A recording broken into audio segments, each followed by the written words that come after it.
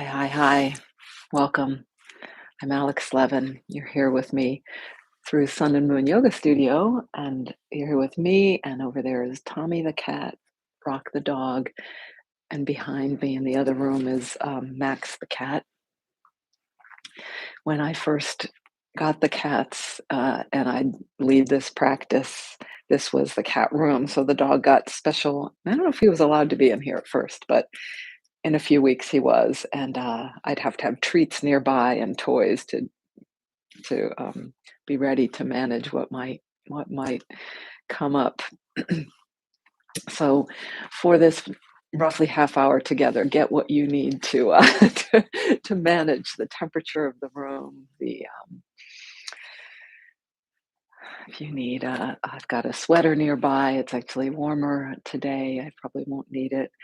Maybe something to drink. I've got a cup of water nearby. Something to sit on, something to put under your knees. Today, I'm going to sit on a block, my pelvis on a block in Vajrasana, diamond pose. So let's just arrive, and you've been arriving. So welcome. Feel what it feels like to arrive. Last weekend, I was streaming from a hotel room in Montreal, and the picture I posted for this, the thumbnail for this, to find this on YouTube, was the view as the plane arrives. That's one kind of arriving, and I have a ritual of doing a little prayer of gratitude when the plane lands safely. So we have these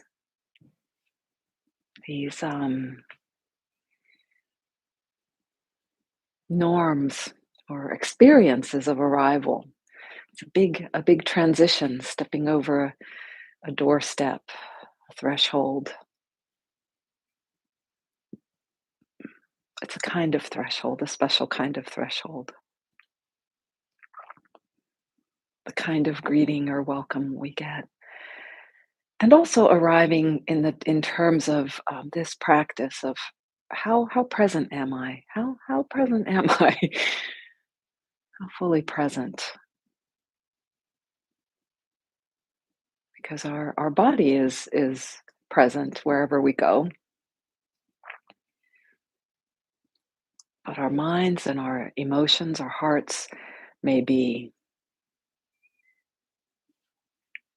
kind of behind us, in front of us, above us, behind in time, forward in time.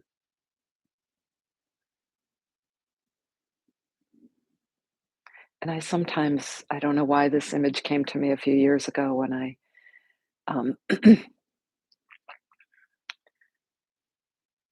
intend my mind to come here present. I feel like I'm pulling strands like a spider web and pulling it back in to my center, pulling it right here.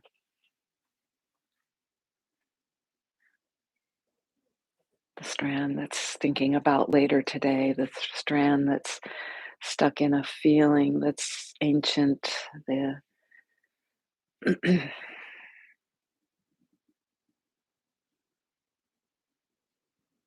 and it's not that we need in any way to dismiss, like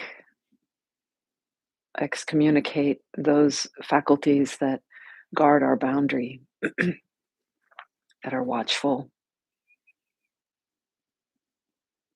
But what we can bring online is more and more capacity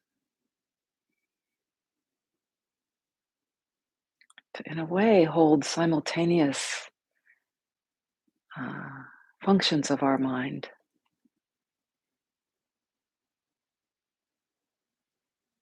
And we're in a, I don't think that some of them can be fully online. Like if you're truly in meditation, if you're doing calculations, hmm, like making a plan, that's sometimes what I'm doing. Like I'm figuring something out. How will I do this? Um, I'm not sure. I can be fully meditating if that's going on, but I'm leaving that open to to to sensing because I think what we can be is we can be fully present here and say my mind or your mind goes off into one of its tangents as we're arriving, as we're really intending to arrive and feel that full presence, which is what sort of meditation is. It might be that the mind goes off and does a calculation, but it's the way that we relate to that. That it might be doing it, but then once awareness, that big A, the infinite, recognizes that activity, I'm positing, I'm just wondering, and we'll see, we can practice on this. What if we just observe it and it's just there? So arriving, as most of you who join me regularly know, I didn't use this yet, but the ground, breath, sound, ground, sound, breath, ground to fully feel this body that's never not in the present through the body, through this amazing nervous system. We can feel what is right here underneath us, ground, and its essential partner of gravity.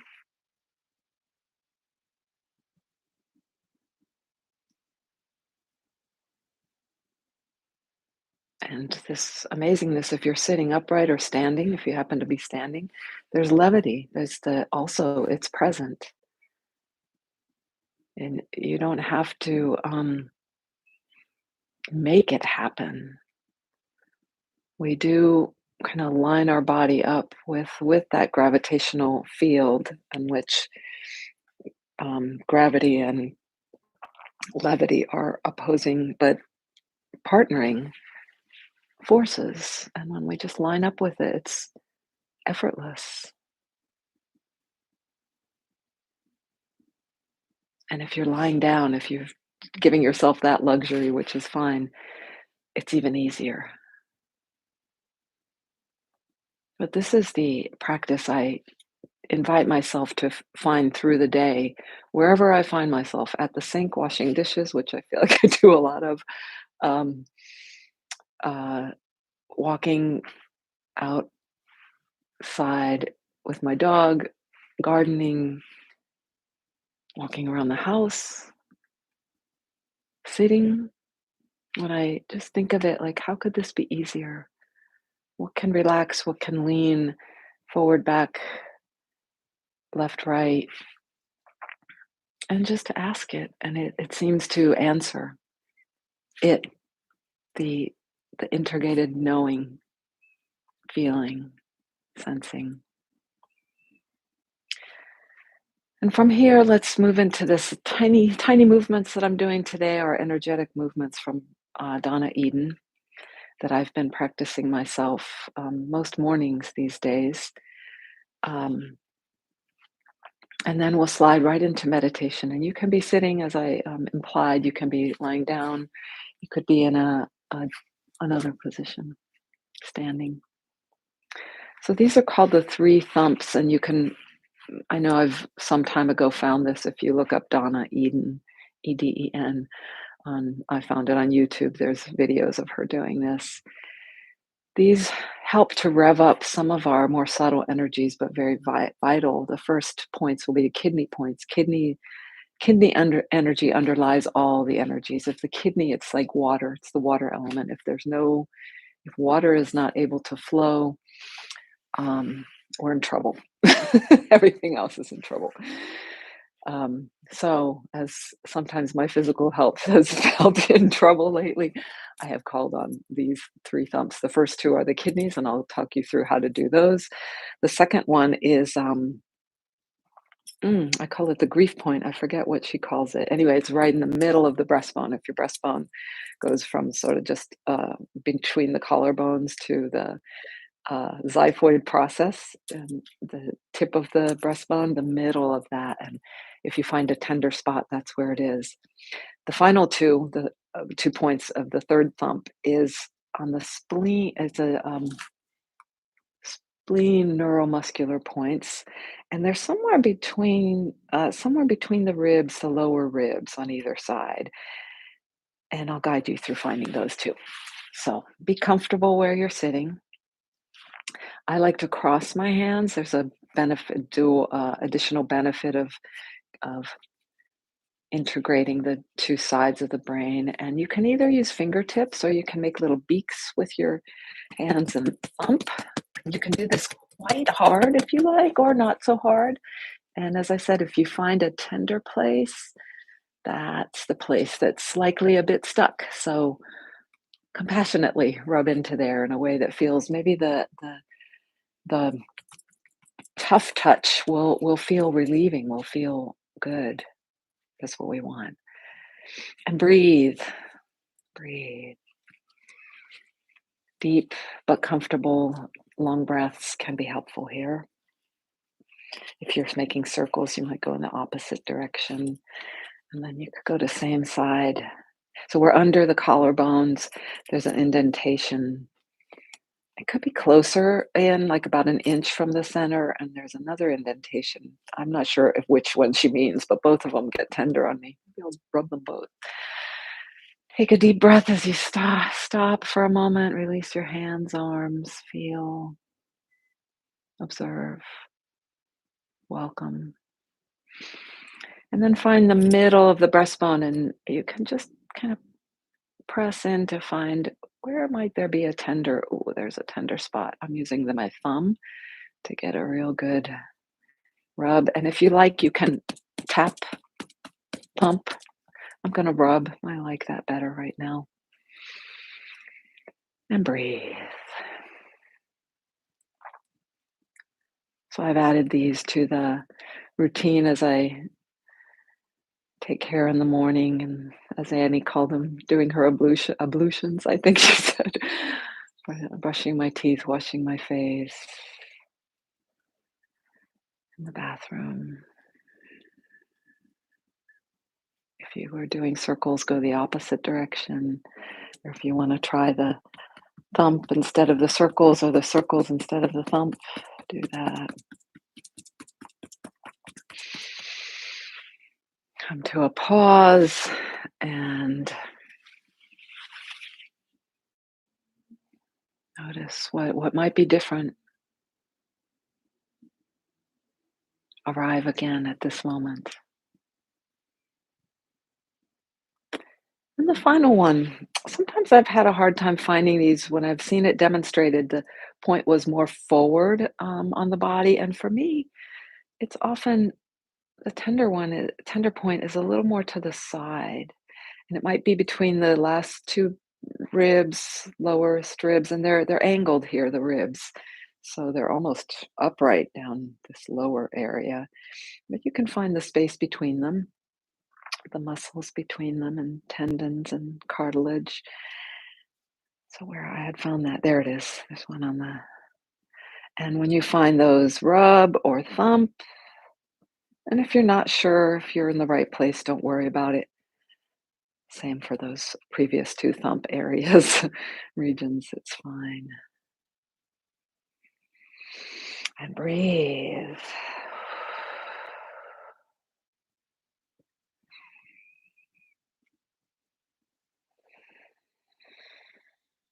So this is more of a, actually, is it neuromuscular? It might be neurolymphatic points. Can't remember. I'll have to do some homework. But in any case, it gets these energies going. The thump in the middle, and you could stop if you like, or keep going on the spleen points. In Chinese medicine, I think it's called the grief point, and it has a Chinese name that I'm not aware of. Um, it's also associated with immune system, so it boosts the immune system functions a bit. All right, let those movements, those micro movements go, and find how, if you want to just stay exactly where you are, because there's a certain quiet that's already here. Already, we're partly in meditation from our movement. And I'm going to shift. I'm not going to sit on the sit different than I said I would.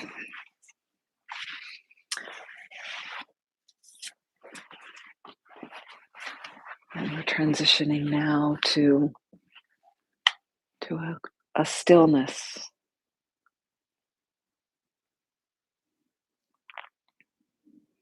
for about 7 minutes.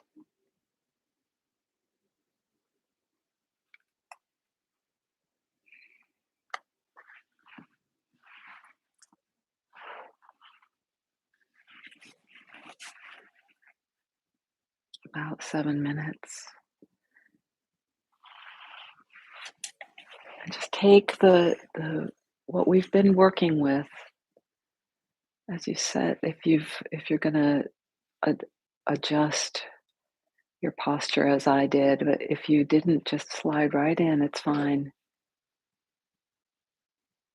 It's fine if you're slumped, slouched, standing, lying down, lying on your side. And it's fine if you choose a more particular posture, as maybe I'll use one of these Sundays to talk about how I do it.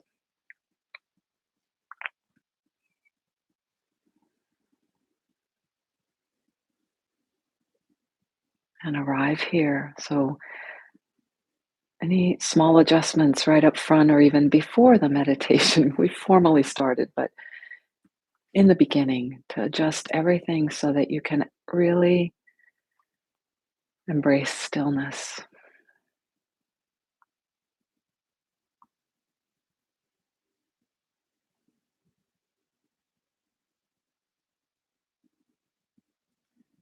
and silence. And this practice allows us to get more and more trusting.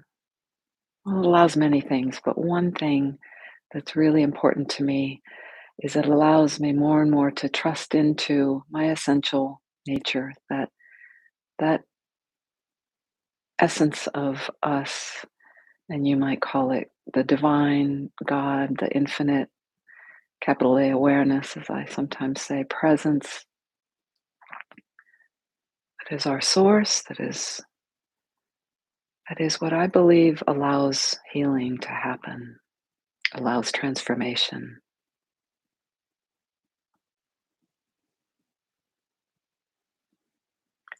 Just as I have seen my animals who have gotten more comfortable out in the 8, 9 months they've been together, they trust, they know how to trust, they know what they trust.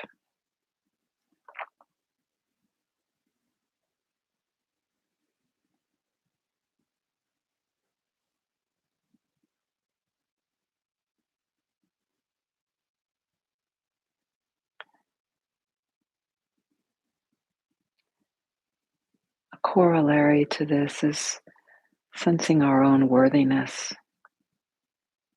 sensing our own worthiness.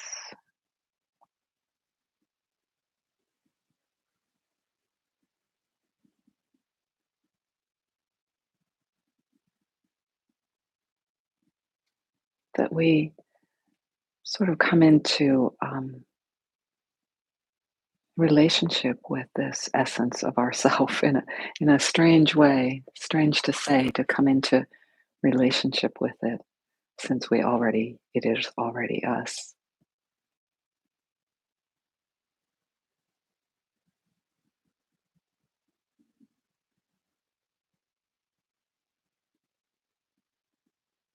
And our commitment to this sitting, to this quiet, to this stillness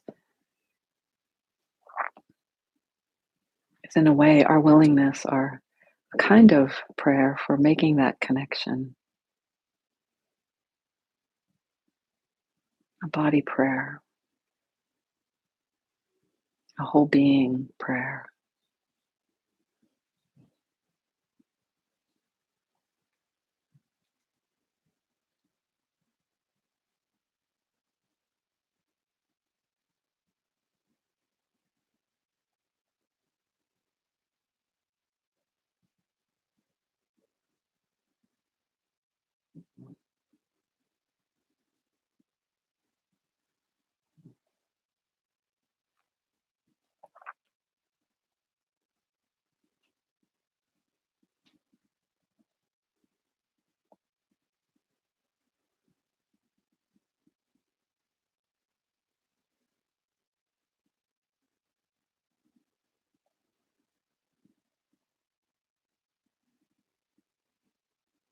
As David White, the poet, philosopher, teacher, writes, everything is waiting for you.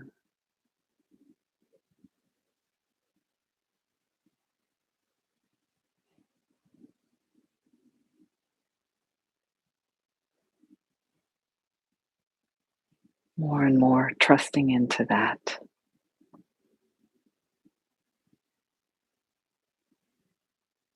can be healing.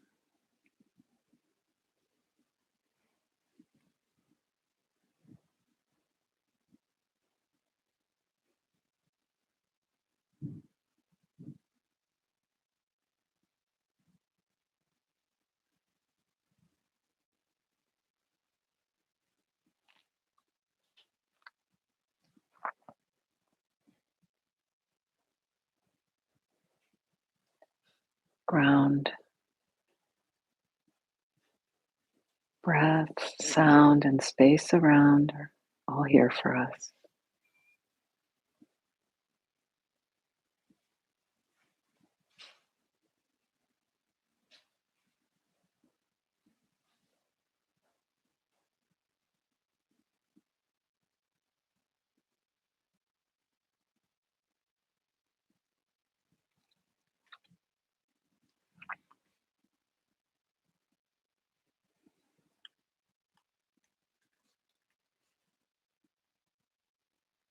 When some calculations or ruminations arrive, just see how you welcome those arrivals.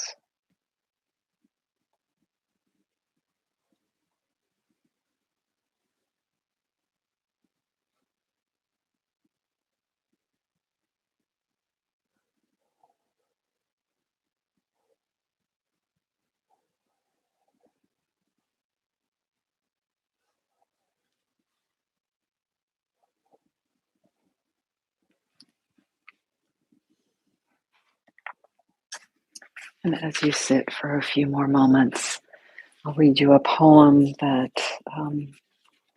is one of the several that have arrived to me recently. I've got a whole queue of poetry.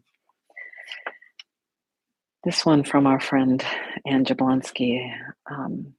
It's by a poet, Beth Weaver Kreider, Still Learning How to Pray. When the fragile egg of your heart is about to burst, watch for the delta of geese winging across the sky. Look, they cry, pray in geese today, pray flow, pray grace, pray the wild delight of trusting to air. Watch for the dragon who raises an eye above the horizon. Pray dragon, she tells you. Pray fierce, pray focus, pray the magenta flows, pray the way magenta flows into tangerine and tangerine into indigo. Pray in rays of rising sun. When the weight on your shoulders drops your eyes to earth. Watch for speedwell bursting, miraculous, from yesterday's snowbank. Pray Mary's blue, she tells you. Pray harbinger, pray hopefulness, pray unexpected. Watch for the spider who weaves her webs in your corners. Pray webs, she implores. Pray nets, pray baskets. Pray whole network of strands, knotted and woven. Pray secret, quiet work that appears out of nowhere. When no words will come to hold the weight of your heart, let the network of all that surrounds you speak in the words you dare not utter.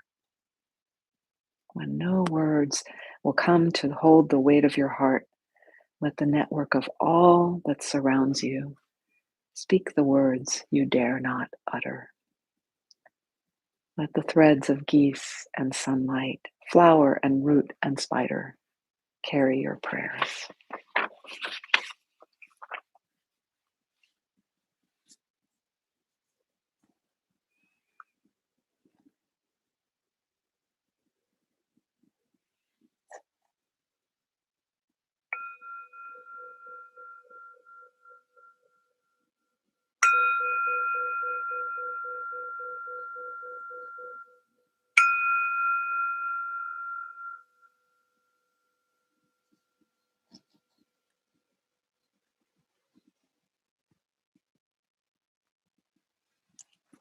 snores from the dog.